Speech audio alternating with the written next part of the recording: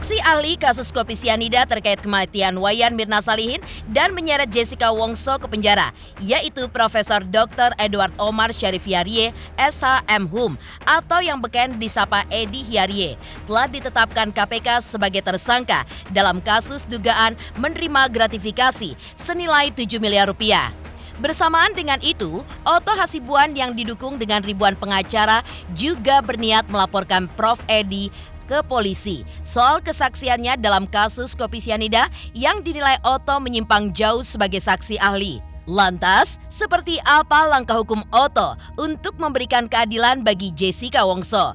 Kejanggalan apa saja yang bakal diungkap oleh Otto dan juga kawan-kawan? Selain itu, Ray Utami pun mengaku jika dirinya pernah bertemu Jessica di tahanan saat Jessica mengikuti pengajian almarhum Anton Medan pasca ia menjadi mualaf. Lalu, seperti apa Ray Utami menjelaskan pertemuannya dengan Jessica Wongso ketika itu?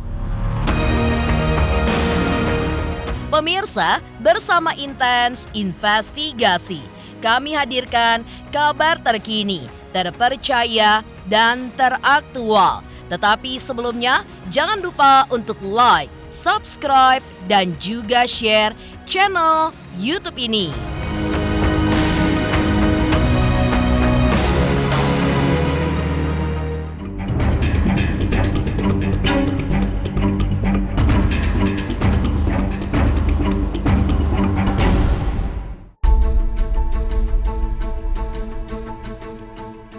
Di tengah tekad Otto Hasibuan selaku kuasa hukum Jessica Wongso untuk membuka kembali kasus kopi sianida terkait kematian Mirna Salihin, muncul kabar jika salah satu saksi ahli pada kasus ini yaitu Profesor Dr. Edward Omar Syarif Hyarie, SHM atau yang biasa disapa Edi Hyarie, yang kini menjabat sebagai Wakil Menteri Hukum dan HAM, telah ditetapkan tersangka oleh KPK atas dugaan telah menerima gratifikasi senilai 7 miliar rupiah.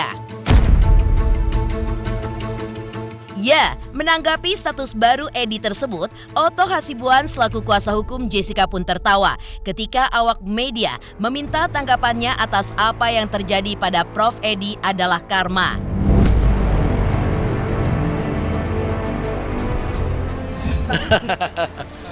Waduh, saya nggak berani bicara karma ya. Edi itu sebenarnya sahabat saya. Ya, dia sahabat saya, dia adik kelas saya di Gajah Mada, teman baik lah sebenarnya. Walaupun saya agak waktu itu sedih juga kenapa ya dia sebagai seorang ahli, tapi di podcast dia tidak bertindak sebagai seorang ahli pidana lagi. Dia sudah seakan-akan mewakili dia sebagai jaksa gitu loh. Bahkan bayangkan aja pledoi kita pun di duplik pun dia persoalkan, dia komentari, CCTV pun dikomentari, otopsi pun dikomentari. Dan kebetulan salah pula gitu loh, salah pula. Bayangkanlah dia bisa mengatakan 3 hari sebelumnya Jessica katanya sudah datang memotret keadaan untuk merencanakan pembunuhan. Ini kan luar biasa kejinya sebenarnya fitnahnya dia ini. Ya, dan masih banyak lagi sebenarnya. Tapi ya udah, tadi teman-teman berpikir mau diapain nggak ini? Rupanya udah jadi tersangka, ya sudahlah.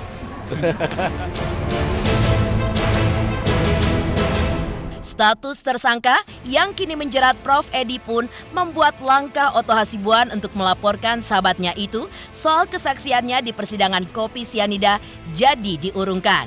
Padahal 3.800 pengacara lainnya juga mendukung agar Prof. Edi dilaporkan ke polisi karena diduga memberikan kesaksian yang tidak benar di persidangan kasus kopi sianida. Sebagai contoh, seperti saat Otto menjelaskan pernyataan Edi bahwa otopsi sudah dilakukan, tetapi faktanya pihak dokter forensik menjelaskan tidak ada otopsi, tapi hanya mengambil sampel. Kalau saya punya prinsip, kalau ada teman yang bermasalah, kalau saya tidak bisa bantu, ya paling tidak saya nggak pukulin lah. Jangan ikut-ikutan saya mukulinnya gitu loh. Jadi ya biarlah itu jadi urusan dia sendiri lah ya. Tapi sebelumnya memang ada rencana untuk melaporkan Pak Edi. Teman-teman mendesak saya untuk itu, tapi saya bilang tunggu dulu lah gitu. Kita lihat, ya. Apa yang membuat tidak jadi melaporkan karena sudah Ya, jadi saya tersangka di KPK kan? Ya mungkin salah satu juga itu, tapi waktu itu juga saya berpikir ya, apakah seorang sahabat juga harus saya laporkan? Tetapi apakah juga saya karena sahabat keadilan tidak saya tegakkan? Kadang-kadang gitu juga kan. Nyata dia menyatakan yang tidak benar kan. Dia bilang 3 hari Jessica udah ini dan sebagainya. Dia bilang juga ada musafat yang melakukan otopsi. Padahal musafat itu kita nggak tahu menahu siapa dia di dalam kasus ini. Ya sangat kejam juga lah sebenarnya apa yang dilakukan terhadap Jessica menurut saya ya. Sangat tragis. Tapi ya saya seperti katakan bahwa kalau saya tidak bisa bantu teman ya minimal saya jangan ikut mukulin dia lah gitu. Soal dia bagaimana Anda tanya karma itu bukan ranah saya ya. Bukan ranah saya, Tuhan yang tahu, bukan ranah saya. Saya tidak mau menghakimi orang lah, enggak. Kan coba lihat ya. Kan sudah 3 hari mayat itu disemayamkan. Kemudian akan dikuburkan besoknya.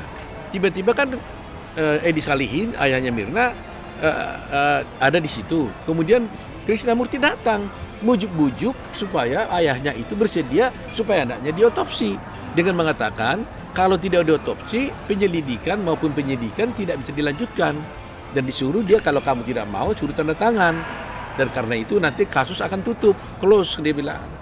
Akhirnya kan Edi Salihin bersedia untuk diotopsi, dibawa ke rumah sakit ternyata nggak diotopsi. Kan ini persoalannya, padahal ada surat permintaan dari polisi untuk diotopsi. Ini kan masalah jadinya. Menurut Otto Hasibuan, kesaksian Prof. Edi di pengadilan kopi sianida pun sudah melampaui kewenangannya sebagai saksi ahli. Bahkan, Otto pun menduga jika Prof. Edi seakan mewakili institusi tertentu. Selain itu, hal janggal lainnya dalam kasus kopi sianida menurut Otto adalah soal CCTV yang menjadi rujukan vonis hakim. Padahal, menurut ahli, CCTV yang dihadirkan adalah sebuah rekayasa. Seorang saksi ahli, saya juga kan berkali-kali menjadi ahli di Indonesia, di High Court Singapura, pengadilan Singapura juga saya ahli, ya di Singapore Arbitration, di arbitrasi internasional juga saya ahli. Tapi dalam kasus-kasus yang saya tangani, kami kan dilarang untuk mengatakan ini pembunuhnya, ini pelakunya.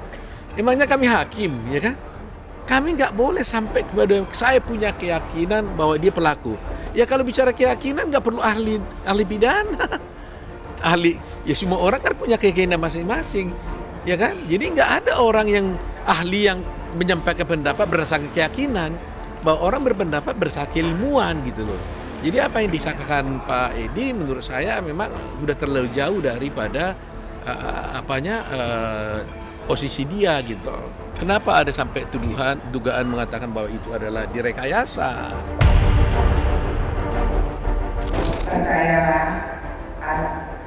Saya yakin anak saya tidak bersalah. Saya selalu berdoa buat kalian semua, doa semua advokat, Bapak dan Ibu, dan netizen dan teman-teman, dan Pak Otus selama ini difitnah, memeras saya, dan saya tegaskan saya tidak membayar sepeser pun kepada Pak Oto. Pak Oto dengan ikhlas dan tulus membela kita.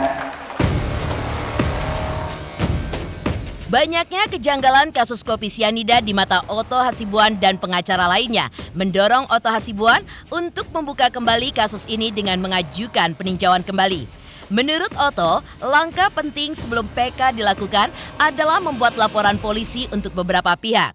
Mulai dari salah satunya adalah hakim, pihak yang menghilangkan barang bukti, pihak yang diduga merekayasa CCTV, dan juga pihak yang diduga menghalang-halangi dilakukannya otopsi. Padahal surat perintah otopsi pun sudah ada dari penyidik.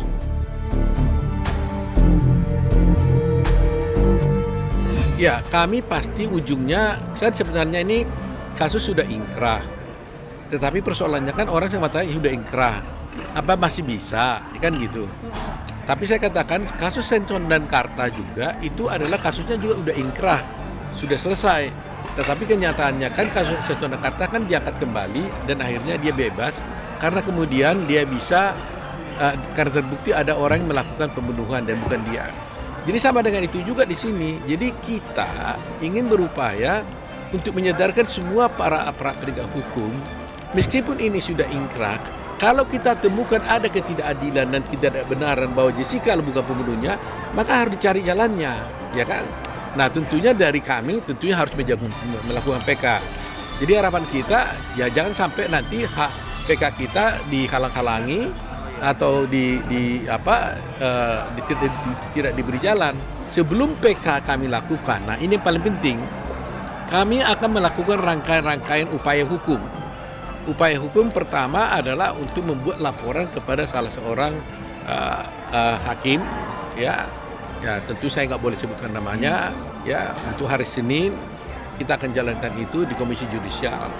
Setelah itu kita juga akan melaporkan orang ya yang kami duga menghilangkan barang bukti. Ya. Kemudian setelah itu minggu berikutnya kami juga akan melaporkan orang yang kami duga merekayasa CCTV. Selanjutnya kami juga akan melakukan tindakan untuk melaporkan orang yang diduga menghalang-halangi dilakukannya otopsi. Itulah rangkaian-rangkaian upaya hukum yang akan kami lakukan. Setelah itu kami akan memilih waktu yang tepat kapan kami akan mengajukan PK, apakah di tengah-tengahnya, apakah di akhirnya. Tetapi dengan ini kami tidak mau mempermalukan institusi penegak hukum, tetapi saya justru sebaliknya minta institusi penegak hukum, kepolisian, kejaksaan dan siapapun jangan gara-gara ada oknum umpamanya nanti kalau terbukti ada yang berbuat, itu jangan institusi melindungi tapi harus justru membereskan ini supaya nama institusi jadi bersih, ya kan? Apalagi saya tahu betul Pak Kapolri ini kan orangnya yang selama ini clear kan orangnya kan. Jadi saya berharap beliau dapat mentuntas masalah ini supaya jangan sampai ini jadi cacat seumur hidup, ya, jadi dark number nanti dalam peradilan kita gitu. Kasus kopi sianida yang baru-baru ini diangkat kembali oleh film dokumenter memicu perhatian masyarakat Indonesia hingga mancanegara. Ya, banyaknya kejanggalan yang tercium hingga Jessica Wongso yang menjadi korban ketidakadilan mendorong ribuan pengacara siap membantu Otto Hasibuan mencari keadilan bagi Jessica. Tingginya kepedulian para pengacara ini pun untuk mencari keadilan bagi Jessica membuat ibunda Jessica Wongso pun terharu. Kita harus yakin, kalau kita punya keyakinan, kita nggak bisa berjuang dengan benar nanti. Ya, pertama dalilnya kan kita yakin Jess tidak bersalah, ya kan? Maka kalau kita dalilnya mengatakan bahwa Jess tidak bersalah, maka kita berjuangkan sampai akhir. Karena begitu banyaknya permintaan daripada masyarakat, Bang Otto itu banyak sekali yang pengen ikut juga, yang bersedia bukan pengen ya, yang bersedia memberikan bantuan. Dan kita juga sebenarnya pengen juga dapat bantuan kan gitu ya. Maka akhirnya kita mengundang para pengacara melalui Yakub dibuat suatu aplikasi siapa-siapa yang bersedia menjadi pengacara Jessica. Ternyata tadi sudah hampir yang melalui aplikasinya 2000-an berapa gitu. Kemudian ada yang langsung tanda tangan 1000-an, kira-kira 3.800 tadi gitu. Nah, oleh karena itulah kita buatlah aksi solidaritas ini untuk menunjukkan bahwa betapa rupanya para advokat ini tergugah juga hatinya untuk mendapatkan keadilan dan memperjuangkan keadilan. Karena selain itu juga selama ini kami para advokat sudah merasakan sering juga diperlakukan tidak adil ketika dalam suatu proses peradilan, ya, baik di tingkat polisi, kejaksaan, maupun pengadilan sendiri.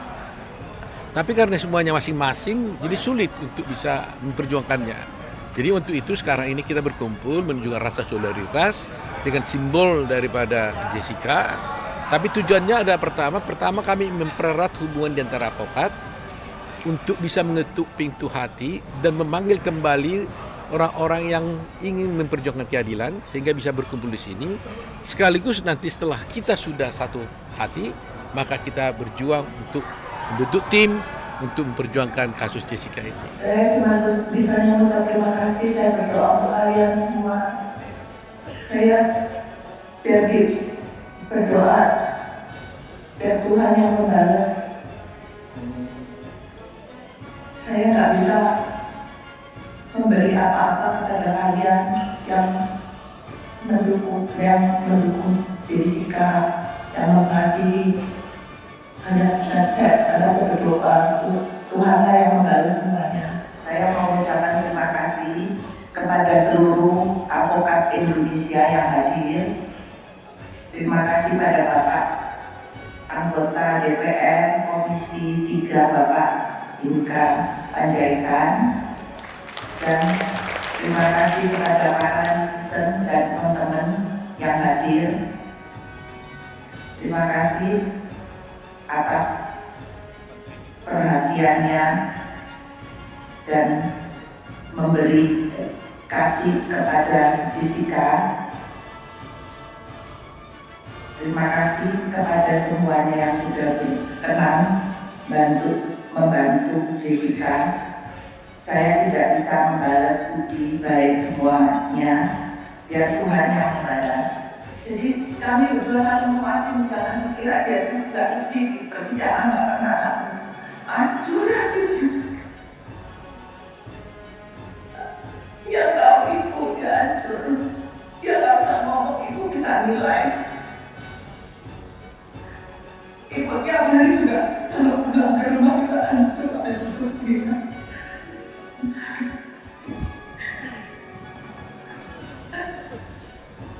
Nggak mungkin Jessica itu nggak nangis. Dia itu bukannya nggak bisa nangis, air mata udah habis. Cuma dia khawatir ibu, dia nggak mau ada berita, dia sedih dan nangis. Kalau ibu dengar dia nggak kenapa dia sampai ibu nggak bisa jalani terus sama berdoa. Dari langkah Otto Hasibuan yang dibantu ribuan pengacara untuk memperjuangkan nasib Jessica Wongso, lantas seperti apa kesaksian Ray Utami yang mengaku pernah bertemu dengan Jessica Wongso di penjara? Pemirsa Intens Investigasi, jangan lupa saksikan terus Intens Investigasi setiap hari Senin sampai dengan Jumat tayang 5 kali sehari dan Sabtu tayang 3 kali sehari, yaitu pada pukul 11 siang, 12 siang, 3 sore, 5 sore, dan 6 sore. Tentunya hanya di YouTube channel.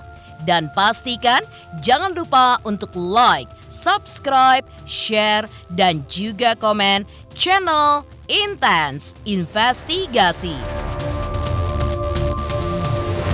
Hai, saya Barbie Kumalasari, jangan lupa saksikan Intens Investigasi 1 hari 5 kali tayang hanya di YouTube.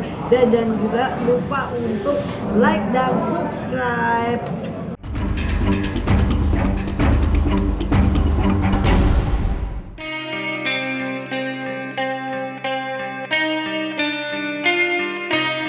Pemirsa Intens Investigasi. Kabar lain yang menghebohkan datang dari Ray Utami yang mengungkap bahwa dirinya pernah bertemu Jessica Kumala Wongso di Lembaga Pemasyarakatan Pondok Bambu tahun 2017 silam. Pertemuan tersebut diakui Ray Utami terjadi saat ia mengikuti acara kajian keagamaan yang diselenggarakan bersama almarhum Anton Medan yang saat itu berkeliling untuk melakukan dakwah di beberapa lembaga pemasyarakatan dan rumah tahanan di tanah air. Pada saat itu, menurut Ray Utami, Jessica yang sudah mu'alaf turut hadir dalam pengajian yang digelar almarhum Anton Medan. Dan menurutnya, Jessica adalah sosok yang tegar, murah senyum saat berpapasan dengan orang lain. Oh bukan, aku bukan pengen jenguk Jessica, tapi aku tahun 2017 itu pernah ikut almarhum Pak Anton Medan. Dakwah ke lapas dan rutan gitu bersama suami. Waktu itu kan suami mu'alaf. Jadi Bang Pablo itu anak angkat ya gitu. Anak angkatnya almarhum Pak Anton Medan. Jadi kita di situ bertemu, di dalam itu bertemu dengan Jessica, ada Kak Angelina Sonda gitu. Jadi aku nggak jenguk, tapi waktu itu aku ikut sama Pak Anton Medan berdakwah di lapas dan rutan. Jadi di dalam pada saat Pak Anton berdakwah ya kita bertemu dengan Jessica dan juga Kak Angelina Sondang di situ. Sempet ketemu, terus sempet ya kayak sapa senyum lah gitu, mungkin dia senyum, terus kita juga senyum, terus dia juga duduk deket samping-sampingan lah, deket. Karena waktu itu kan lesehan ya, karena dakwah itu kan kayak karpet gitu, jadi kita duduk di bawah semua. Ya cuman melihat Pak Anton almarhum menguatkan Jessica kamu yang sabar gitu, yang ikhlas gitu. Karena yang ada di sini tuh pada saat itu masih rutan Pondok Bambu. Yang ada di sini tuh semuanya belum tentu bersalah gitu lah. Belum kan pada saat itu belum kalau nggak salah udah vonis atau belum aku lupa ya. Istilahnya kan belum tentu semua bersalah gitu. Itu aja melihat Pak Anton menguatkan Jessica. Karena aku tuh ketemu kan cuma sekali dan itu kayak pengajian ya, dan banyak orang. Jadi dia yang kesan pertama yang aku dapat ya dia murah senyum gitu, terlihat tegar lah tuh. Terus kalau misalnya dia berpapasan dengan orang lain dia tersenyum gitu. Selain itu, Ray Utami pun melihat tidak ada yang janggal dengan sosok Jessica. Ketika itu, ia pun memandang sosok Jessica sebagai perempuan biasa, normal, dan tidak ada yang aneh dengan sikap Jessica.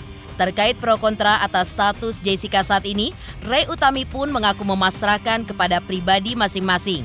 Namun, menurut Ray Utami, Jessica pun berhak memperjuangkan kebebasannya dari jerat penjara.